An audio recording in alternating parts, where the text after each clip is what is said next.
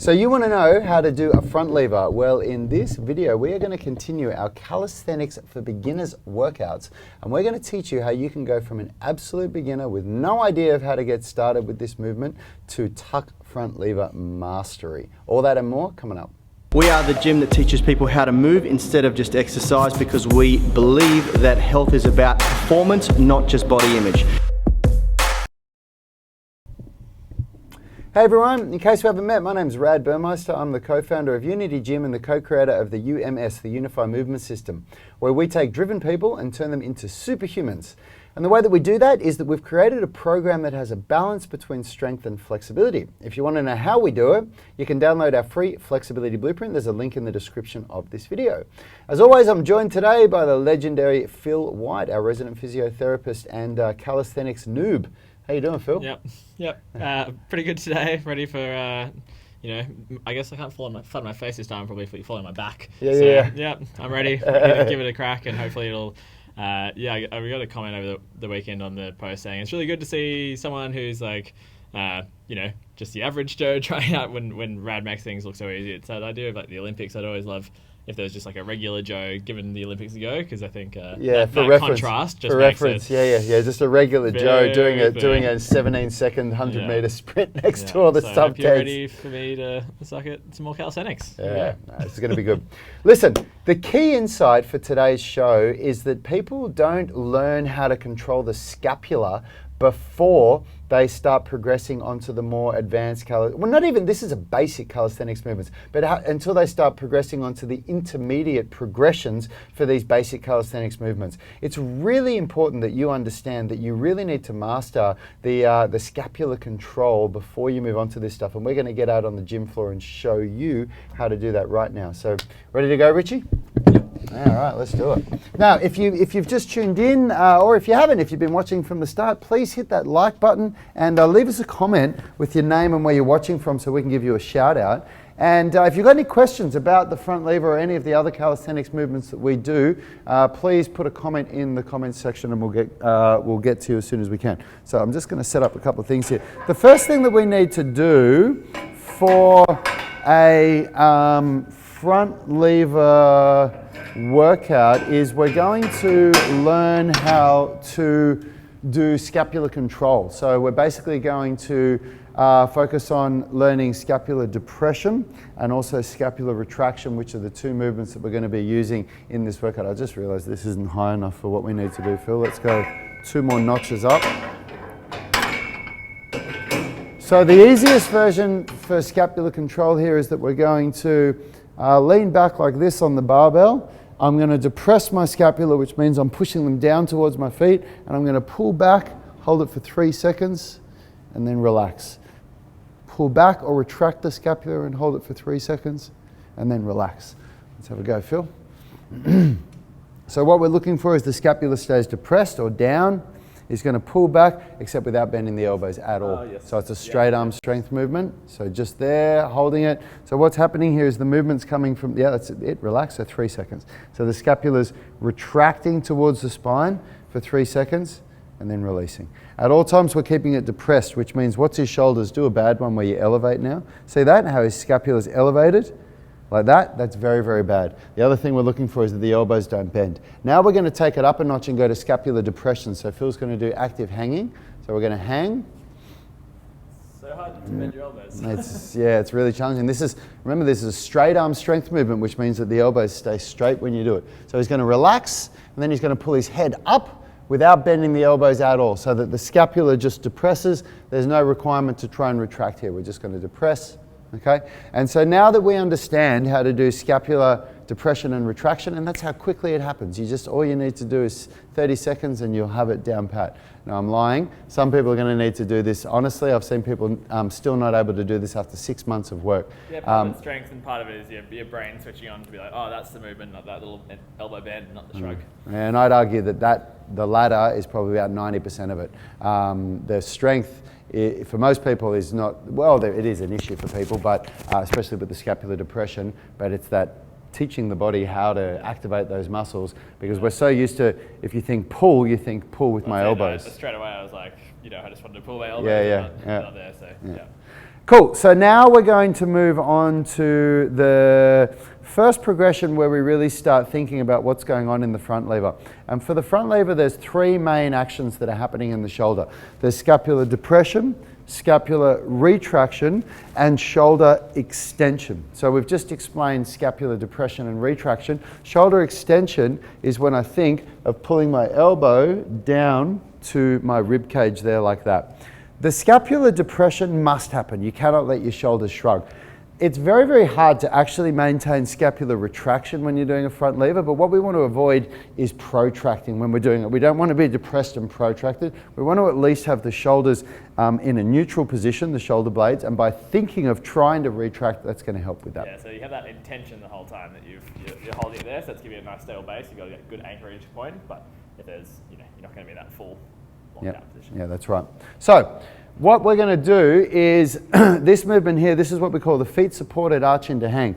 So I'm going to come down to a hanging position where my feet are on the ground but my bum is off the ground, but I'm completely hanging.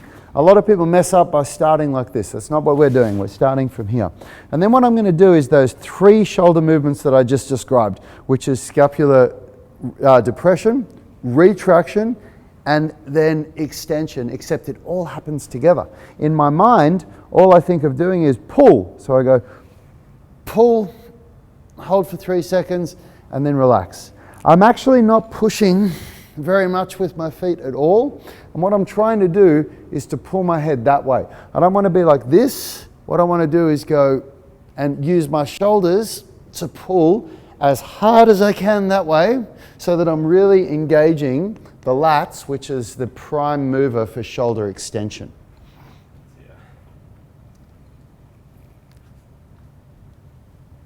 Nice, Phil. Nice, that's not bad at all. Phil's had a tiny little bit of practice with this, so he's better than the average schmo. So from here, you can see he's got good scapular depression. When he comes up, the shoulders aren't shrugging, okay? If anything, I'd say pull your head further towards the wall behind you. And really try and engage the lats. You feel that? You feel it under there? Yeah, okay, jump up. Describe what you're feeling. Do you feel it in your lats?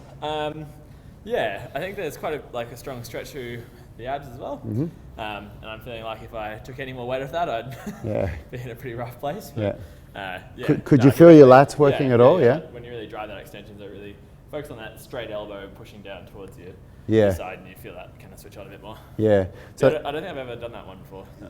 It's really good. And because it's a prerequisite, and we're going to see, this is where we're really going to figure out where you're at with this, is when we go to an arch into hang. So now it's exactly the same movement, but we're not using the feet to support us, and we're just going to pull up and then back down, pull up and back down. So from here,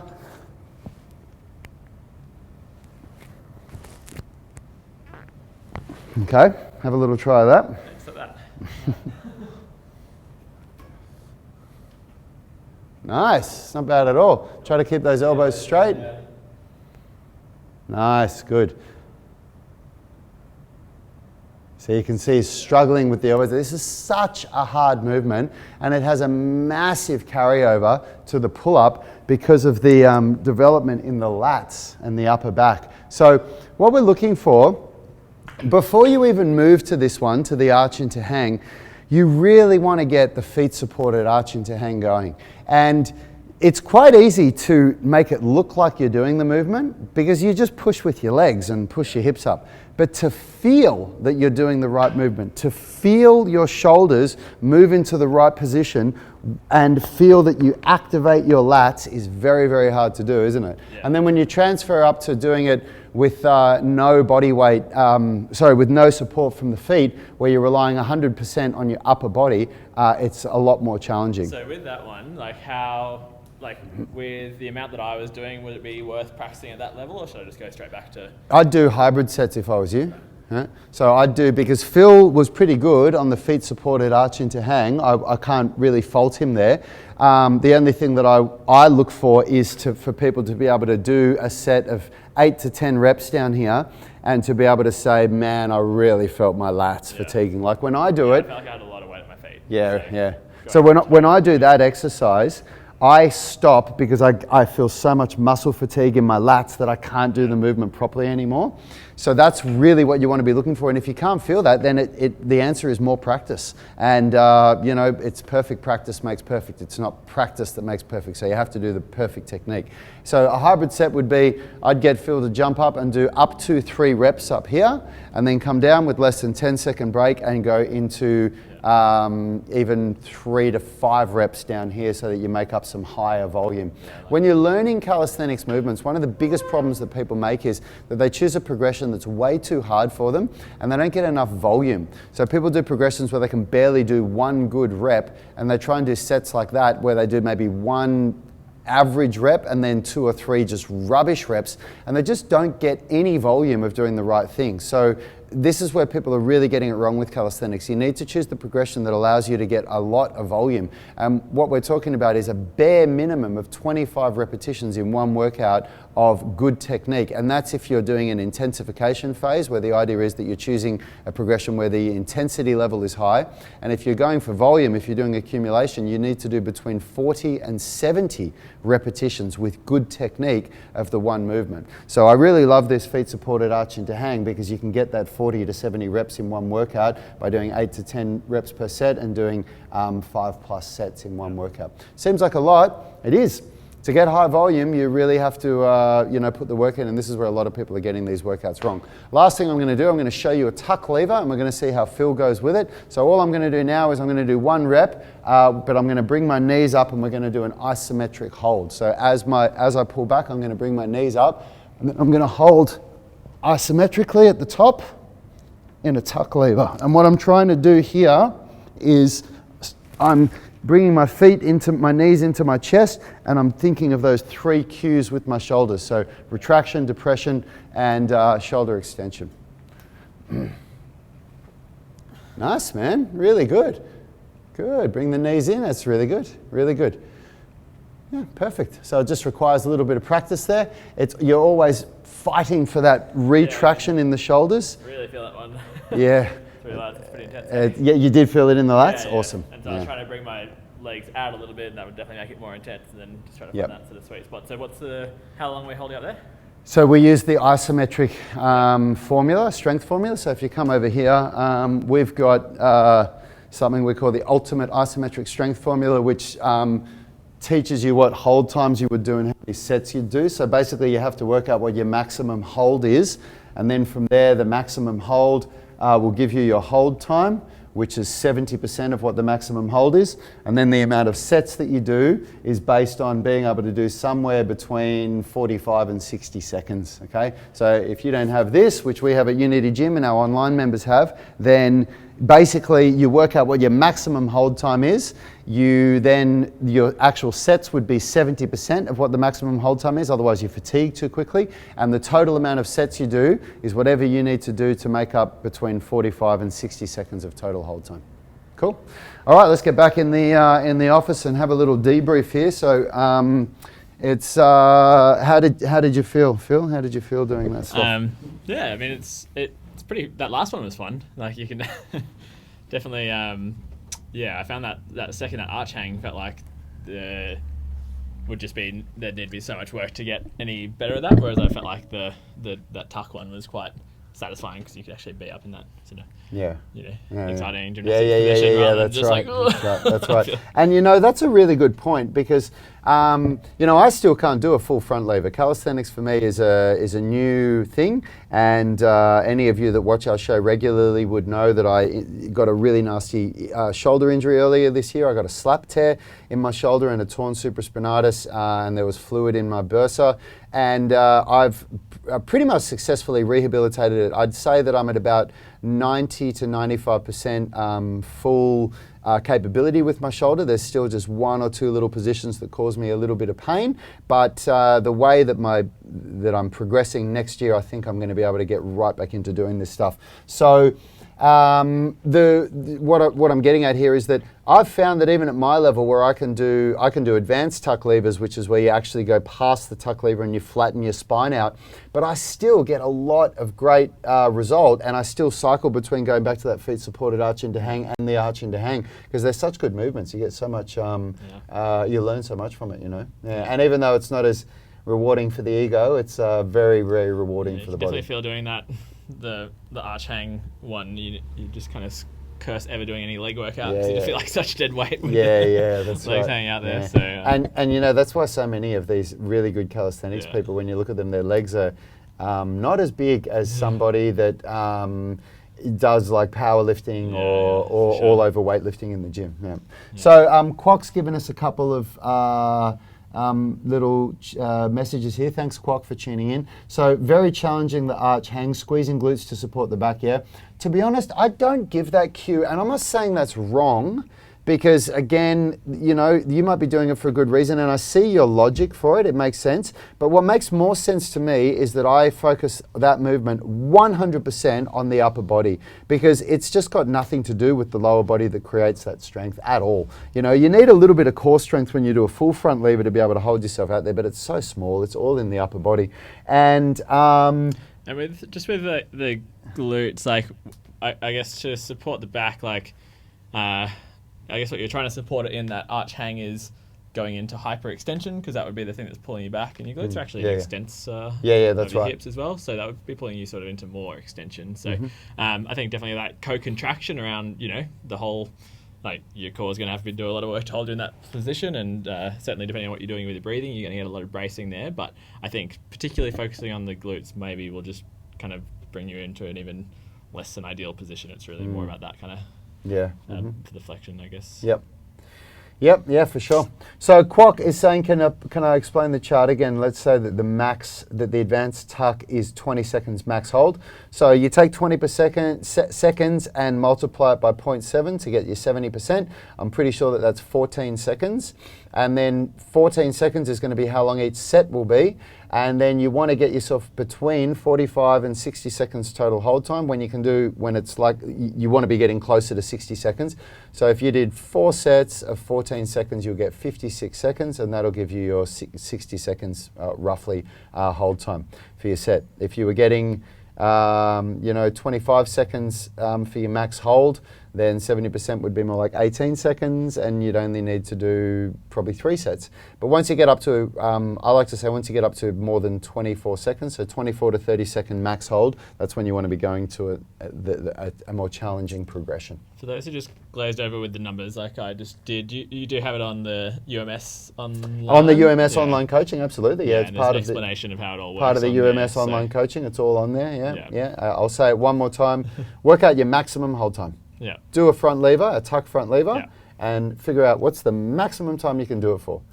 Let's say that number is 20 seconds, like what Quok said. Take that number and work out what 70% of that is. The way you do that, you put in 20 on a calculator, multiply it by 0.7. That'll give you the amount of time that you're going to hold for each set. Why is it different to your max hold time? Because if you do your max hold on your first set, every set after that will be diminished strength. The moment you go to full failure in a workout, you lose strength potential. And you only need to, as long as you're working even 1 rep less, or even 90% of what your max effort will be, that's still not going to failure. It's a totally different message to the nervous system. And then in the last set, you can go to failure. So then that's your 14 seconds, which is 70%. I know I can see you get it now, but I'm just explaining it for everybody else again. That's the hold time you do for each set. So in this example, it would be 14 seconds. And then what you want to do is a total accumulated volume in the workout of between 45 and 60 seconds. So whatever the sets that you need to do to be able to get somewhere between 45 and 60 seconds. Closer to 60 seconds is better if you have to choose 46 seconds or 58 seconds. Yeah? Make sense? Yeah, absolutely. There you go. I was kind of doing a bit of a plug for the UMS there. Yeah, but it's all included in the UMS program, of course, in the UMS online coaching program. So we haven't actually decided what we're going to be doing for the rest of this week. So the best question, or the question that gets the most likes or the most people saying, yes, let's do that, today wins. And otherwise, we will come up with a topic ourselves. I think there's quite a lot more calisthenics to explore there. We could continue on with this theme if people are interested in. Okay. I'm trying to think of what other stuff we can do for calisthenics training. We can talk about overall calisthenics conditioning, I guess, because there's so much more conditioning you can do. So I've had quite a lot of fun this week and last week trying out some of this stuff. So yeah, we could see if we could move All right. things along. And Another thing that we could do if you wanted to, we were talking about the idea of doing a week on press to handstands, on how to do press to handstands. So yeah, so if anybody wants to know what you need to do to be able to do a press to handstand, so how to develop compression strength and turn that into being able to do a press to handstand, let us know. And if you want to know more about calisthenics, let us know. Or if you want something completely different, if you want to know the best recipe for you know my famous tuna salad that I make, every day. Yeah, let us know. But yeah, anyway. I might just take like annual leave on the compression week. If Yeah. Such a miserable exercise. Oh, it's horrible, isn't it? Anyway, thanks for tuning in, everyone. Leave some comments with what you'd like us to do for the rest of the week, and we will see you tomorrow. Health is about performance, not just body image. You better be willing to accept what you're going to have to do to get there. We'll start focusing on movement goals, strength goals, flexibility goals. When you nail that skill, it's there forever. The body image goal doesn't get you that It's far. the consistency and frequency that's going to get you there. It's not the intensity. There's no shortcuts to mastery and movement. Destination doesn't change overnight, but your direction will. The gym is not the place to beat up the body that you hate. It's the place to build the body that you love. We are the gym that teaches people how to move instead of just exercise, because we believe that health is about performance, not just body image.